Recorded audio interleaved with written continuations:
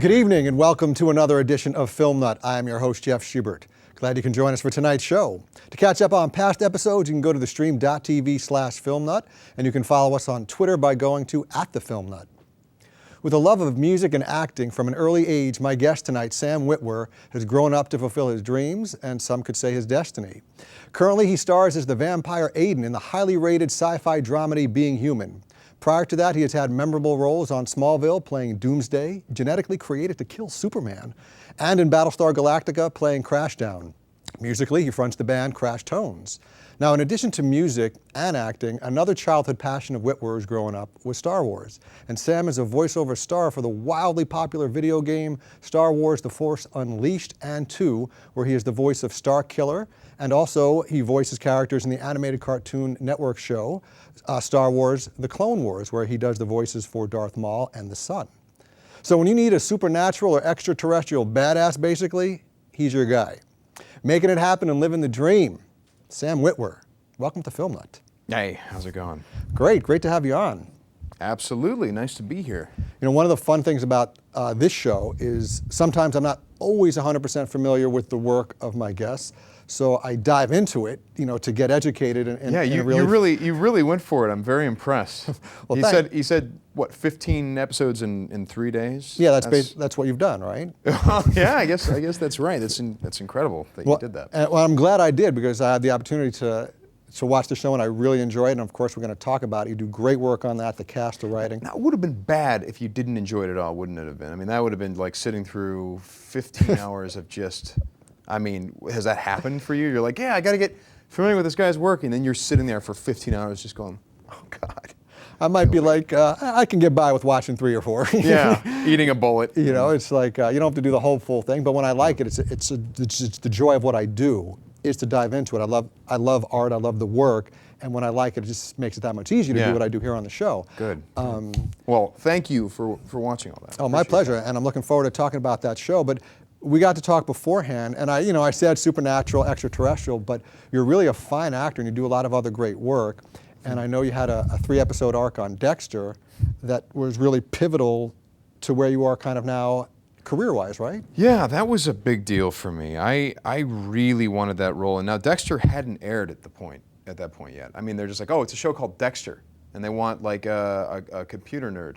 And they described him as kind of a little guy, and I'd always gone out for like these big guys, these big thugs. I mean, I'm like 6'1", so I'm not like huge, right. But you've been basically typecast at that point. I had been typecast at that point, exactly. And what did it do for your career as a result of getting it? It changed my casting. At that point, I could actually get in to be seen for anything, and before then, I couldn't. I really couldn't. I mean, they would have me in for just one type of role, and that's what Sam does, and that's what everyone would say. Now, what's funny is that if you do something for a while, people they'll pigeonhole you wherever they can do it. I mean, actually, these days, I sometimes have trouble getting in for some of the more aggressive tough guy roles where, I mean, they're like, well, he's tough, but he's also really friendly. I'm like, funny, because you, the same casting director 5 years ago, would have never said I had a friendly bone in my body, and it was always tough guys. And it all depends on how you look at the time and all kinds of things, but I suppose the casting directors who know more will see me for just about anything, and that's really nice. It was, at that point, I never saw the same guys in an audition ever again. It was always a different group of people. You know, when people go to auditions, right. They see a lot of the same guys. Like, oh, there's the guy, and that guy, and that guy, and in this case, it's never been the same. It's a daunting challenge for actors because in this town there are casting directors that truly understand the craft of acting, and if they know you can act, they see past typecasting. Right. And then there are those that kind of don't know the craft of acting, and then if they see you with something, that's all they'll think of you. They figure that's all you can do. Well, and honestly, you're always pushing it a little bit when you try to, stretch who you are as a person, because then sometimes you might go so far with a performance that it just becomes fake, because you always have to use some part of yourself if you're going to make it believable. So the assumption that most people can't deviate very far from themselves is actually a safer assumption, but it's also a lazy assumption, so yeah. Absolutely. So now Being Human in its 2nd season, I know when it premiered, it was like the highest rated sci-fi show since Battlestar Galactica, Yeah, another one of yeah. your shows. So Yeah. had a very successful first season, and it just came back. We're in 2 episodes into the second Yes, season. we are 2 down, and yeah. So for people who might not have seen it, give a little quick what it's about, and then we'll show a clip of it. Well, how do you pitch being human? We've struggled with this for a long time. Stay away from the opening line of the joke. Yeah, no, exactly, because it sounds like it's a sitcom or a vampire, a werewolf, and a ghost walk into a bar, and then that's it. But it is about a vampire, a werewolf, and a ghost who have all moved into an apartment together, and they're trying to sort of teach each other how to be people, how to be human. In the case of my character, Aiden, it's a very thinly veiled metaphor for a guy who's battling drug addiction. The vampire thing and the bloodlust, that's just him being a heroin addict, basically. And that metaphor, I'm very happy to say, is alive and well in the second season. Well, let's take a look at a clip and talk about that metaphor when we come out.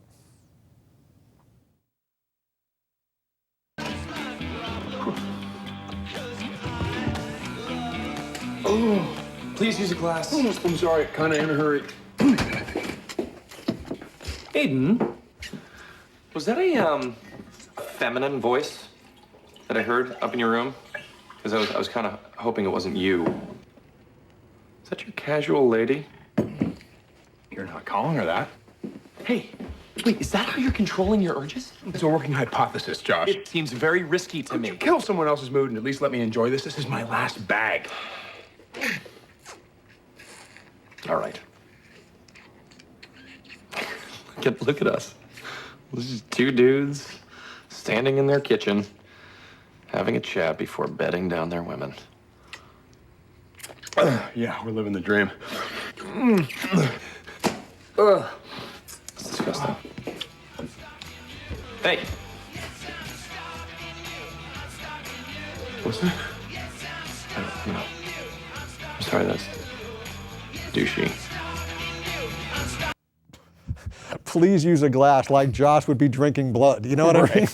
Yeah, I can't help but smile whenever I see Sam Huntington, because him and Megan Rath are just brilliant actors, but they're extraordinarily close friends of mine. So. Well, you guys have great chemistry on set, and I was making a joke. I watched one video and Sam's talking about how it's great to go to work being best friends, and I'm like thinking, oh, that's kind of a cliche. You hear a lot of people. He's lying. You hear a lot of people say that. Right. But then I see you guys at Comic-Con. I watched the video of that and I see you in all these other interviews, and you guys get along so well that you're either Oscar-winning actors for faking it. We did this one show. I think it was Dragon Con or something, and we had a panel, and everyone got there, and at some point, Sammy kept knocking things over in front of him, and then at one point he knocked the thing off his mic, the little guard, the fluffy thing. And at that point, I'm like, yeah! So I knocked over my mic, and then Megan knocks over something, and then we end up trashing the stage. But that's the kind of thing that happens with when me and Megan and Sammy are together. Weird stuff. And eventually, people are like, that was a great panel. That was so great. We'd love to have you back next year. Could you warn us next time you're going to trash the stage? Right. And we're like, well, we cleaned up, didn't we? I enjoyed how Megan says you guys spend your downtime on the set. We really do seek refuge in hanging out with each other. So that's awesome. Yeah. Now I see. Tell me how I see elements in your show I see a little bit of Heroes and I see a little bit of True Blood. In your show. I've seen neither of those shows, so I cannot comment. But I'm sure you are absolutely correct. Well, what I'm getting to is you guys are actualizing who you are. It's more about the relationships. Yeah. There's supernatural stuff, but it's really about your relationships with each other. And you have your relationships with each other, and then you go back into your own corner of the supernatural world, deal with your issues there, and share and help each other through them, and so forth. But it's about the relationships, understanding your powers, how you interconnect with each other. And it's kind of like you're a sci-fi geek, right? Star Wars, Big Star time. Trek, all that kind of stuff.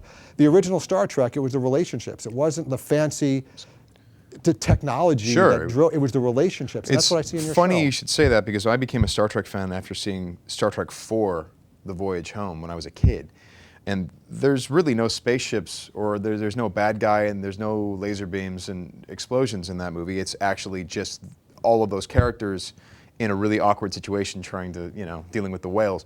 And I remember being just just liked the characters. So I'm like, oh, what else have they done? And then you find out, oh, there's this TV show and there's these movies, but it was those relationships, and especially the Kirk, Spock, Bones thing, and that's really, you know, it's me and Megan and Sammy. Megan taking the Bones position.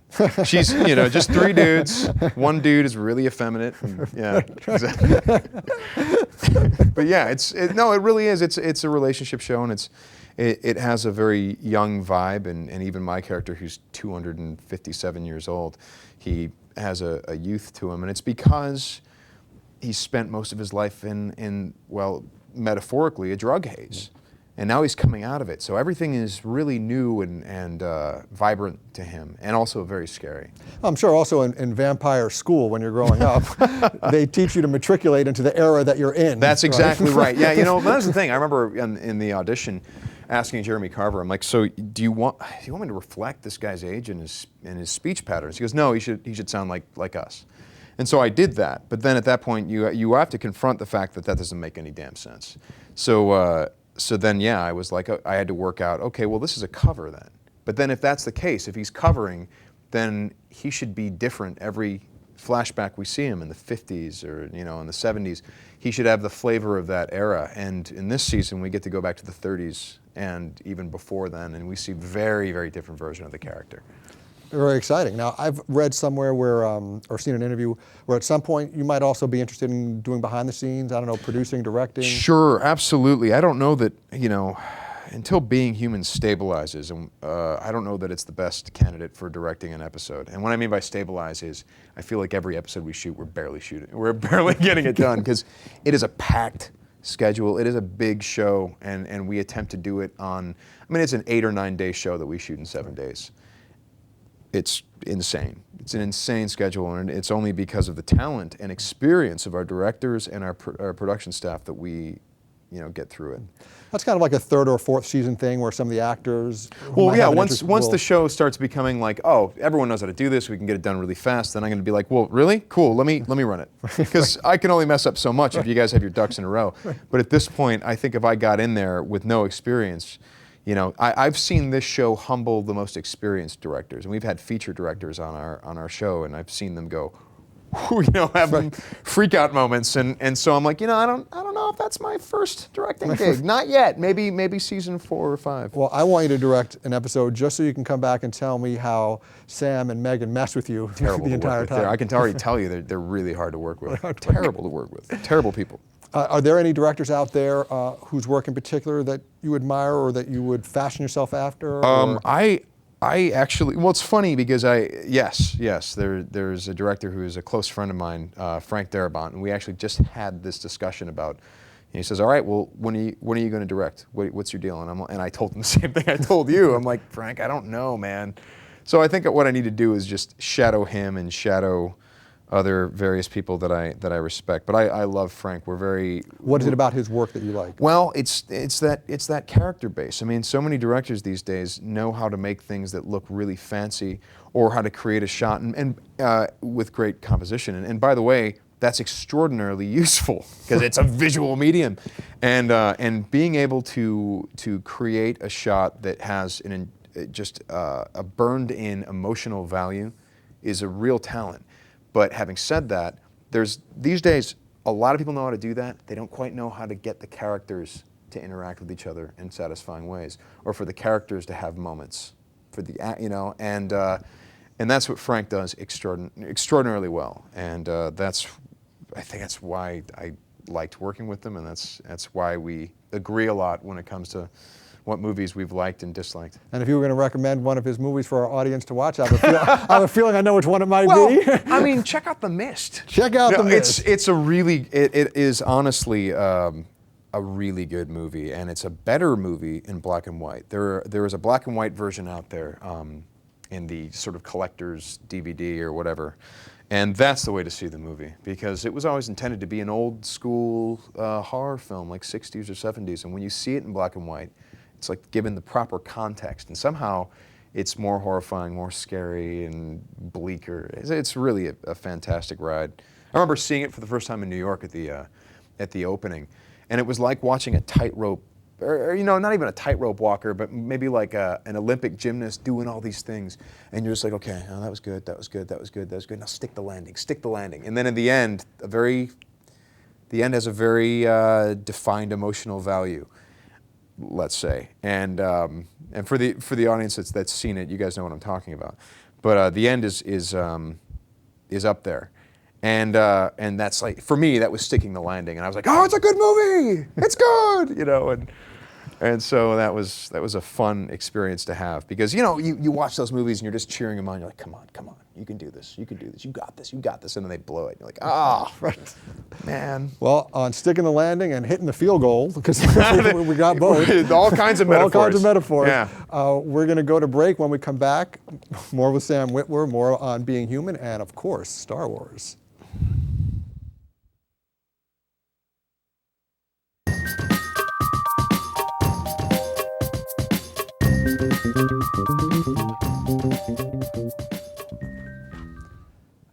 And we are back live with Sam Witwer of Being Human and Star Wars: The Force Unleashed. Very exciting seeing you get all pumped up about that, about The Mist. Yeah. So another Being Human question I want to ask you about. There was an episode in the first season where there was a priest vampire. Yeah. And your character is a little bit of the forlorn vampire who kind of, is dealing with the recovery, regrets that he kills sometimes and slips up sometimes. And you were having this debate about it with this priest vampire, and the priest vampire was like, well, then why don't you just kill yourself if you're so, broken up about it, basically.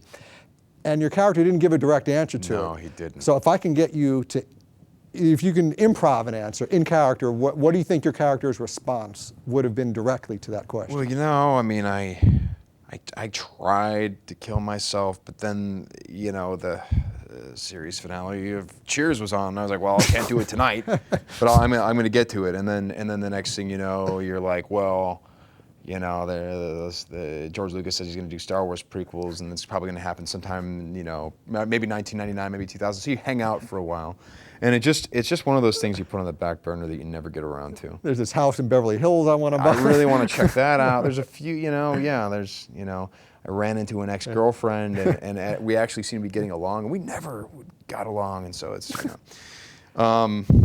really the thing about that, I loved that, because that priest vampire was a new vampire. He was, only been a vampire for like 3 years, and I'd been a vampire for like 200.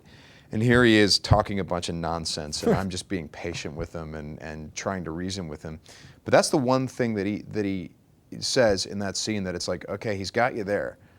Because my character does bad things, and I definitely see it as an ambition to one day have a normal life, to recapture the humanity that he'd lost, so he could just be a normal guy. That's all he wants, just to be a working stiff, But also there's some cowardice there in a big way, especially in this season. I mean, things get really bad.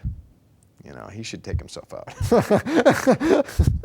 Yeah, I mean, in his mind, I see him as having greater aspirations, not only to be a normal guy, but to help other vampires like Rebecca when they cross his path. Yeah, he was really good at that, wasn't he? Yeah, he really succeeded there. But he meant well. He did. He totally meant well. Absolutely. Well, and another character, I really enjoyed your work with the kid, Bernie. Bernie, yeah. That was really touching work. When someone cries in a TV show, if they're fake tears, they don't mean anything to me. When it's real, I mean, it affects me. Like your interaction with this kid. Too late to say spoiler alert. Well, let's not say what happens. Sure, but yes, okay. the interaction with the kid, yeah. It was just very emotional work for your character, and it was a very real connection. I thought you did great with that. What was it like working with him? Oh, that was a kid named Jason Spivak, and he's awesome. He's like the total tech geek, and we would be sitting there talking about setting up Wi-Fi networks, and he would know more than me, and it was irritating. And I was going to buy my girlfriend like a laptop, and I'm like, yeah, I mean, I guess this one weighs, I guess it's around 10 pounds, and he's like, it's actually 11.2.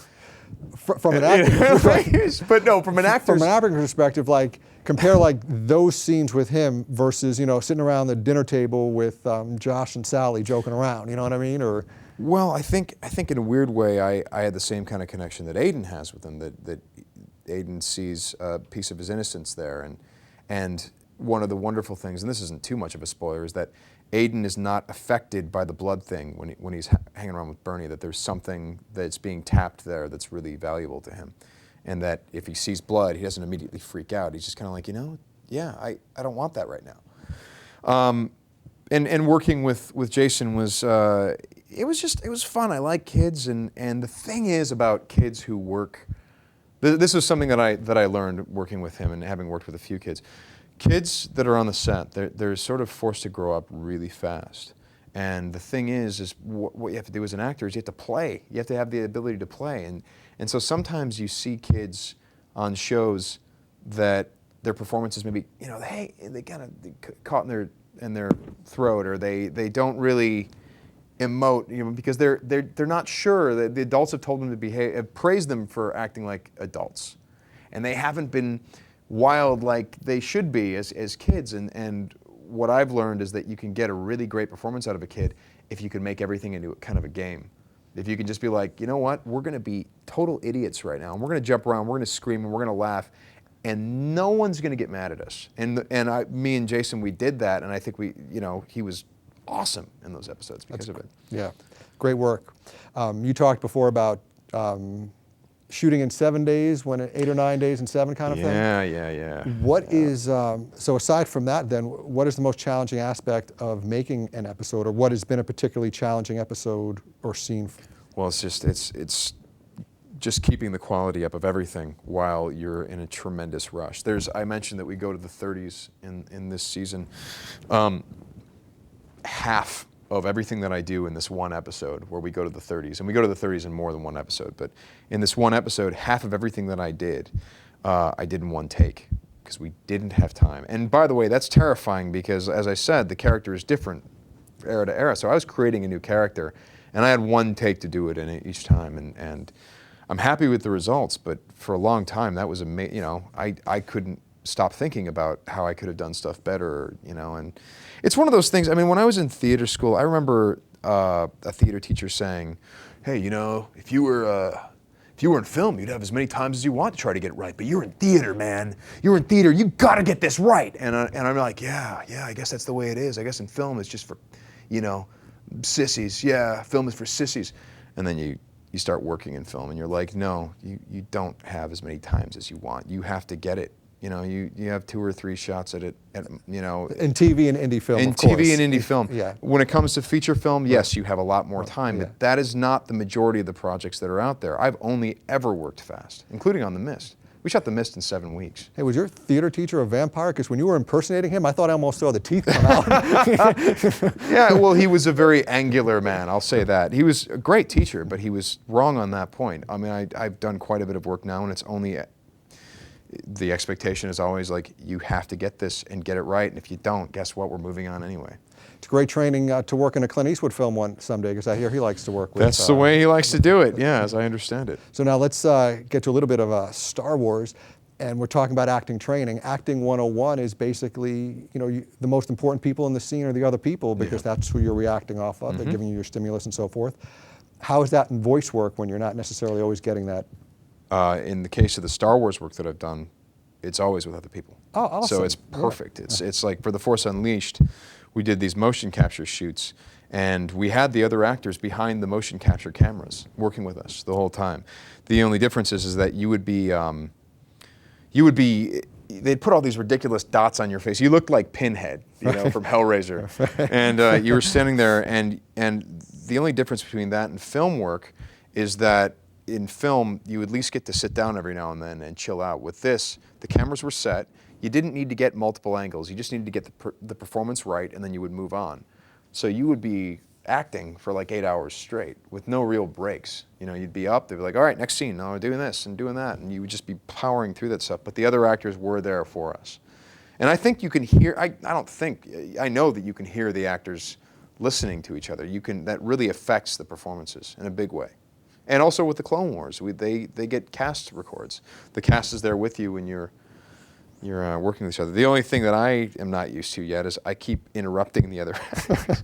Well, because on film, at times it's encouraged to overlap your dialogue. Right. I mean, we're doing it now. We're talking over each other, and so in film, you want to do that. And I keep doing that in the vocal things, in the vocal recordings, and Dave Filoni's like, Sam.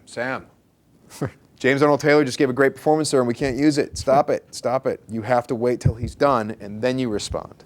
So it's fun, like in my position here, sometimes I sit and I force myself to laugh silently sometimes when the person I'm interviewing is saying something funny because I don't want to laugh over, what you're saying, most of the time. It's sort of like that. I find it hard to get used to. Now, I've read where you talk about the mythos of Star Wars, and one of the reasons you think it holds so well over generations is because of the philosophy of it and the teaching for kids and so forth. So how is it, I've heard you say that kind of for kids now, but how has it affected or impacted you on a daily basis, not every day in your life, but in your life? Well, it's interesting because if you've grown up with Star Wars, it provides you with a vocabulary to deal with situations that you might find yourself with in life. And I mean, I'm trying to, like, we'd all be hanging out in high school and some guy would, one of us would get a chance to sleep with this chick who it just wouldn't be a good idea or wouldn't be the nicest thing to do. And you just go, dude, the quick and easy path, don't turn to the dark side here, stay with us. And, there were those types of, especially as all of us kind of growing up as fans, not only did we use that vocabulary and, it was kind of a fun joke, but we also got into some, when you love those movies, you can't help but have that philosophy. It's kind of in your DNA a little bit. You can't help that. In fact, you said there was a lot of gamer fans for the stream.tv, sure. Right. So an interesting thing is like World of Warcraft. It doesn't have always the best reputation for its community. I mean, there are plenty of cool people there, but there are plenty of dicks, right? But and then you go to like Star Wars: The Old Republic, which is the same type of game as Warcraft, or the old Star Wars Galaxies, and the community is awesome. And people were like, well, why is that? And I'm like, well, because Star Wars is a mythology about don't be a dick. So if you're a fan of that, it's possible that might have affected you. I mean, I don't think that someone saying, "Oh, I'm a Star Wars fan," makes them a better person. But if you're listening to what those movies are trying to tell you, then it gets you to a place. Sure. Absolutely. Yeah. Totally. I think we have a new slogan to brand it with: Star Wars, the mythology that says don't be a dick. That's exactly right. Yeah. I want to go over a quote of yours with you, if that's okay, in talking about Back to Being Human. It is, and this is part of a quote. If you need the rest of it, I'll have to make it up because I only wrote down part of it. Go for it. My take is that I don't think these villains. Wait. My take is that I don't think these villains see themselves as having any fun. I think it is an unpleasant place to go psychologically. This was in your response to like, what's it like to be a villain? To play a villain. To play a villain, and someone was asking you, is it fun to play a villain? And your response was, I don't see these villains themselves as having fun. Yeah, I think that first of all, I think the most important thing, and ask Mark Pellegrino about this, is to give your character a very valid point of view. I mean, Bishop, as played by Mark Pellegrino on our show, is extraordinarily reasonable. He's saying things that he believes in, and hopefully he makes the audience also believe in it, so that you see that there's a viewpoint there. But the other part of it is that if you're doing all these awful things, even if they're for good reasons, they're probably wearing on you. I think one of the things that people do when they play a villain or a villain in some sort of science fiction thing, they have too much fun with it. And they're not spending the time getting into the character's head.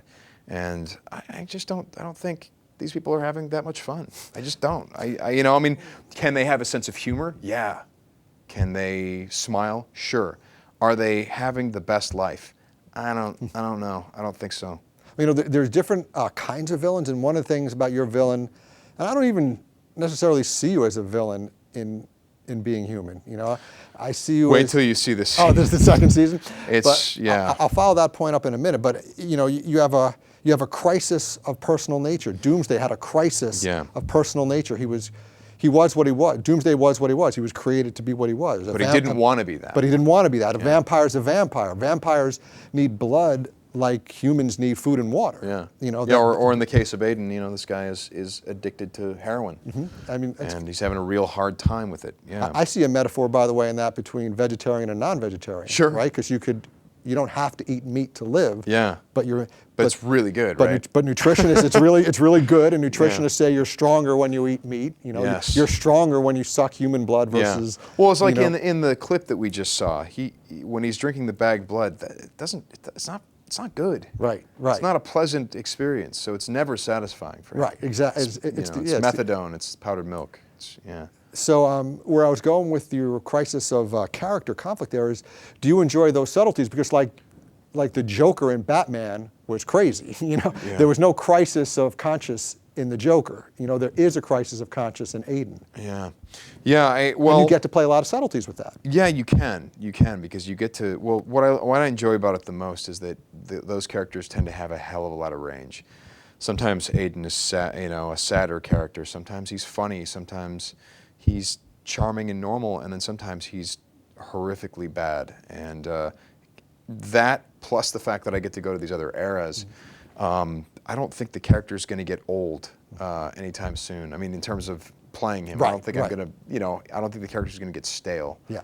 And I'm very happy about that. And sometimes you get to be in charge, and then sometimes you're a victim to this life that you can't get out of. Yeah. You know? Yeah. Well, and there's also the crime aspect to it. We have a different take on it this year, but in the first season especially, the vampire clan was a low-rent mafia family. So you also looked at Aiden as like, this is an ex-hitman who's trying to go straight. Like, you talk about that scene with the priest. Spoiler alert here. The priest keeps spouting all his vampire stuff, and Aiden just being really patient until Aiden's like, okay, and he pulls out a little surgical hammer and goes to town on the guy. In the way that you might see on The Sopranos. Nothing vampire about that. Right. That's just, so there's this aspect that he is, at one point he was a made man with the mob, but a very low rent mob. Not even, these guys barely go to Vegas type thing. Oh, yeah. Well, that is going to do it for this segment of the show. We're going to cut to break, and when we come back, time for your viewer questions. Can't wait.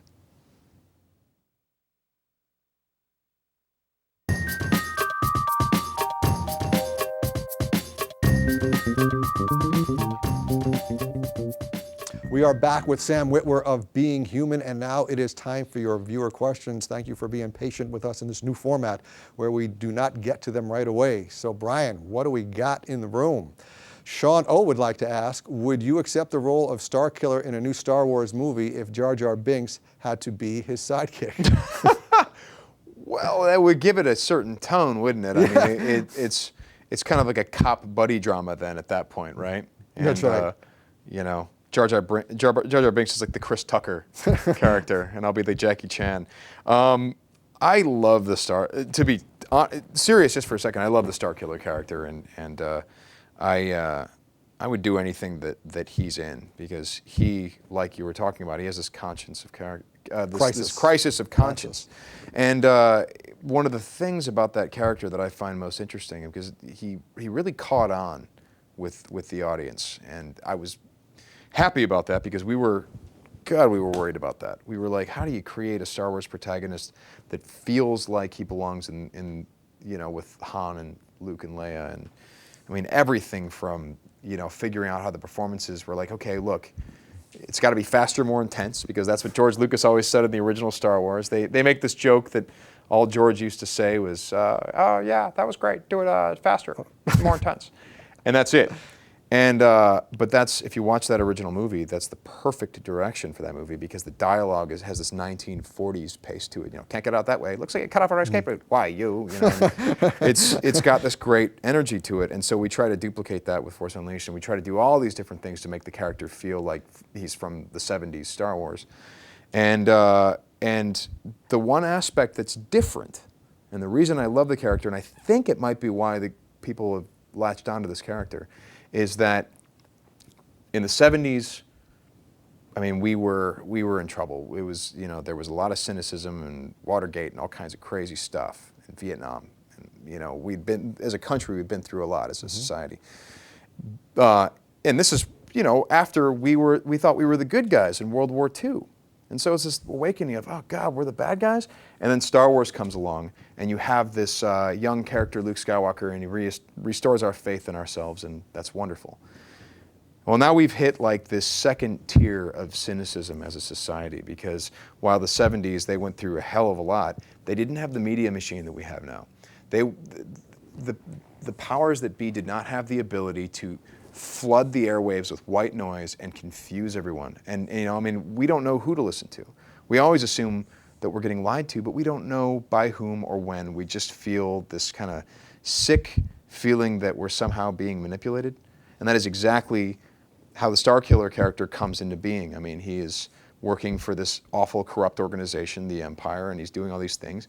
And at the center of him is Luke Skywalker, just wanting to get out, wanting to be Luke Skywalker, but he doesn't know how to get there. And I don't know. The long answer to a very simple question. Well, it's interesting, yeah, because we get the same messages over and over again because we get them from so many sources, internet, TV, and so forth, and different sides of the media instigate and turn us against each other. Absolutely, and also the fact that with our greater awareness of a global community, it's coming to our attention that we're, again, starting with the Vietnam thing, it's come to our attention that we're not always the heroes, and it's also come to for example, like this bottle. If I don't throw this in a recycling container, I'm very subtly victimizing someone, somewhere. Right. I mean, it feels like we can't breathe without doing something wrong, and that's really where the Starkiller character is at. I mean, he's manipulated, he's told to do jobs, and he's doing what he's told. So why isn't everything working out? Why isn't he happy? Why isn't everything okay?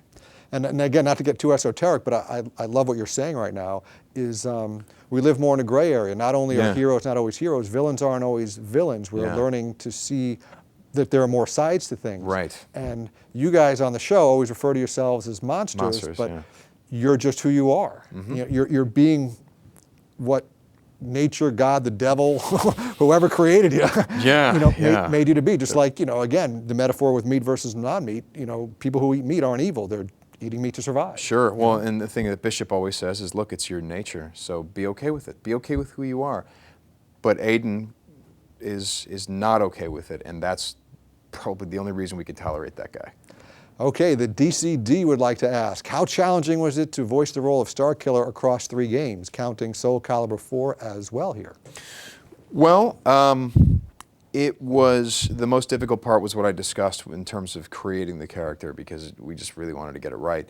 But in terms of the actual work, it was very much like film work, aside from the fact that I had ridiculous little markers all over my face, and I must have eaten like 15 of them at lunch, because they're just so they could like actually motion capture my digestive tract. That's disgusting. It's terrible. Why would you ask me a question like that? That's on you, pal. That's not me. This is on you. But it was because the other actors were there and present, and because they were good. It wasn't really any more difficult than anything else. The difficult part was the fact that it was Star Wars. So you're like, sleepless nights. I mean, every night when I went to sleep, this is any job that I care about when you first started, it's just tremendous amount of stress because you're not sure you can do it. If it's a job that I'm like, I would totally rock that.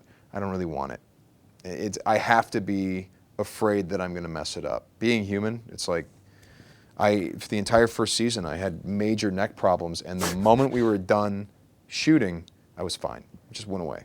It was just stress. Now, second season, I know the character now, so it's like, okay, not as much stress. But the same thing with Starkiller, it's like when we were establishing him, knowing how much Star Wars means to its audience, just stress, But then, and there's, more to come when it comes. I mean, it's fun to have those things. I mean, if you're not challenged, if you're not afraid to fail, then you're not really pushing yourself. Okay. So it's kind of where you feel alive. Yeah. That's the juice. Aiden has his juice and Sam has his. Yeah, I guess so. John MDC would like to ask, many shows have been adapted for the U.S. from the UK shows. Has he seen the UK version of Being Human? Yeah, there is a BBC show that is a remake of ours called Being Human, and I think they're doing all right. Yeah. Very generous of you. It's cute. It's cute what they're trying to do over there. I think it's really cute. I have seen all of the BBC Everything that they've done, all of the BBC version, except with the exclusion of this season, I guess they. But now to get started, though, you didn't want to watch too much. Didn't want to watch it when now we were you shooting. have, but when you By now I have, but on the yes, you've done your homework, sir. Yeah, when we first started shooting season 1, we all stayed away from watching the British series because we needed to make these characters distinct and different. They need to be our own, and so we didn't watch. And then once we finished the season, I bought everyone the disc sets, and I said, "Hey, let's do this. This will be fun." And that's been a lot of fun to watch them tackle the same concepts, but in their own different way. Yeah. It's really, I love that show. I really, I recommend it to everyone that I talk to. And we're going to get to more viewer questions, but just for you viewers out there, you guys stayed closer to it in season 1, but now we're going off more in your own direction in season 2. Is that correct? The writers have not seen the British season 2. In the same way that we didn't watch season 1 because we had to establish our characters, the writers, knowing that they would tackle a completely original season 2, did not watch their season 2. So and it's funny because I'd see these scripts come in, and there are some little intersections. We all get it. So let's move on. That's right. Whatever. So, yeah, there are places where the two series cover some of the same ground, and I find that interesting. But it's simply because they're dealing with a lot of the same concepts. But the characters are different, and therefore, the way that they proceed and the choices they make are going to be totally different. You talk about the Bernie thing. For people who are fans of the British series and have seen ours, Aiden doesn't make the same call that Mitchell did. It's a totally different. Mitchell, the Aiden character in the British show. Right. Yeah. Aidan Turner plays Mitchell. Sam Witwer plays Aiden. And then there's going to be when they're doing Being Cuban, like some Cuban guy plays a vampire named Sam. I think that's how it works. I don't know. But yeah, basically the characters are different. They make different choices, and we see a lot of that in the second season. Ban B. Bundy, 09. Sam, in going to Comic-Con, what is the craziest fan experience you've had? Craziest. Any lingerie stories? Yeah, no, not really. They've been really lovely. I mean, I feel like the acting thing is a service profession. I feel like I'm here to entertain people, and if I'm not entertaining anyone, then what am I doing? Some sort of ego trip. Getting paid for it, that would be very strange. So I like going to these places and meeting the fans and in my own way showing appreciation for their for their contribution to my career, for continuing to watch. But I haven't had any really weird situations. Everyone's been really awesome. They're probably scared of you. Yeah, I just glare at them. Hey, who do you want me to make this out to? Yeah, they've been really great. My favorite stuff is when I see little kids dressed as Starkiller. That's fun. That's nice. Really cool. And they come up to me and they go, and they do the Star Wars moves, the little lightsaber and everything. It's really cool. That's great. Yeah. And it is one of the extras on the DVD for season 1 at the end. You see them, the panel at Comic-Con and so forth. And maybe you can find it on YouTube, but if not, it's part of the DVDs. PHYR_eyes would like to ask, what type of role would you most like to try next? Wow. Well, there's this script that I've written that would be fun to do. I think I was going to go to my buddy Adam Kane, who's the executive producer on Being Human, and just see what he thinks I should do with it, if anything. But I think reflected in that script is probably the type of character I'd like to tackle, which is more of a Sam Huntington type of character. Josh sort of on like Being Josh Human. on Being Human. Yeah. He's more off his game and more animated than say Aiden. Right. And that would be fun. That would be a lot of fun. Well, look forward to hearing more about that. Yeah. Curtis Gamer would like to ask, since you had a zombie role on an episode of Walking Dead, how often do you watch the show? Walking Dead, I've caught everything. Yeah, absolutely. I think it's a fantastic show. And yeah, it was, I think the proudest thing that I did on that show was just not blinking for 3-minute takes. So that was cool, because I'd be laying there like as a corpse, like staring off. And you got Andy Lincoln in front of me delivering this wonderful performance. And I know damn well that I'm in frame, so I just didn't have the heart to blink. So they'd, after 3 minutes, they'd yell cut, and I'm like, Oh, God. But, you know, I didn't want to. Yeah, I mean, I suppose they could have erased it with visual effects, so what the hell was I doing? Damn it. I'm ready for the death staring contest now. Yeah. You know, the samurai staring contest Terrible. of death or something. What was I doing? Well, I've got, this has been great. I've got 2 questions to get you out of here with. I was supposed to ask this first one at the end of the second segment. My bad, it's a new thing we're doing here. So I'm going to slam you with these 2 right in a row. Do it. Now, you're a big Star Wars fan. Yes. You got to have a favorite line, at least from one of the movies. Can you say it in the voice of the character? I think there's 2. There's 2? Okay, There's you can do 2. In the voice of the character, you're saying? Uh-huh. You'll never find the more wretched hive of scum and villainy. We must be cautious. There's that. And then Nicely done. Thank you. And then there's, how is it? Your feeble skills are no match for the power of the dark side. Yes. Yeah. That was really good. I wish if we would have done this in the first segment, that's all I would have been doing. Do another one. Do another one. You know, do another. You've paid the price for your lack of vision. Yeah, that Ian McDiarmid. You know, you talk about villainous characters. There's a guy who had no redeeming qualities as a person. The Emperor is pretty much straight evil, but he does have a great sense of humor. and that was something that I had to wrap my brain around when in The Force Unleashed, I told everyone that I wanted to perform the Emperor in the game. I wanted to do the motion capture and I wanted to do the voice. And I remember getting the dialogue and just being like, hey, this isn't right. That's not how the Emperor, he doesn't talk. Wait a second, Ian McDiarmid's a better actor than I am. Okay, wait a second. Oh, yeah, no, I could, if I really work on this, I could maybe make this something that the Emperor would say. Awesome. And let's see, the last question now is then, what is your favorite set speak term when you're on the set? Back to one, checking the gate, that sort of thing. Well, we shoot Being Human in Montreal, so we have French Canadians all over the place. So they go right before we start shooting. They go setung setu, and I just love that.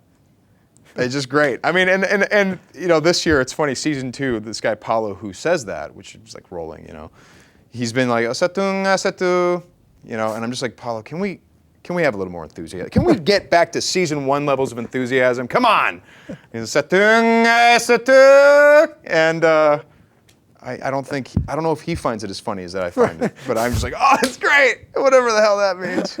That means we should act soon. That's awesome. This has been great. We didn't talk much about your music. Is there a website where people can go to check out Crash Tones? Go to iTunes. Go to iTunes, look up the Crash Tones, and the album is on there. And I promise one day I will finish album number 2. I am so sorry. It's what me and my friends do when we have time. And once upon a time, you know, you were sitting waiting for the phone to ring and, you know, every now and then get an audition. So I had a lot of time on my hands, and now not so much. So I feel cheated in a weird way, while at the same time, are you kidding? I'm blessed. Yeah, exactly. Like it's a weird conflict because I really when you die and you go to heaven, God, how come I only won 1 lottery? Yeah, I mean it's I've been working very consistently now for several years, and before then I was making a living at it, and now I'm continuing to make a living at it, so what the hell do I have to complain about? But still, I would like to put out another album, especially now since, I mean, I get a lot of really nice response to the music. I don't know why, but there are people that seem to enjoy it. Well, you're a very talented guy, and you will be working steadily for a long time and many years to come. No, thank you. Thank you so much for coming on tonight. Thanks for having me. Absolutely, my pleasure. Thank you very much. And my date song, that was that's the one I'm going to recommend people check out on iTunes first. Awesome. That is going to do it for this edition of Film Nut. Once again, I really want to sincerely thank my guest tonight, Sam Witwer, and the folks over at Syfy for helping make this happen. Of course, thank you guys for sending in all your questions. I'm sorry we could not get to more of them. You can catch Being Human on the Syfy channel Monday nights. It's 9 p.m. on the West Coast, but check your local listings.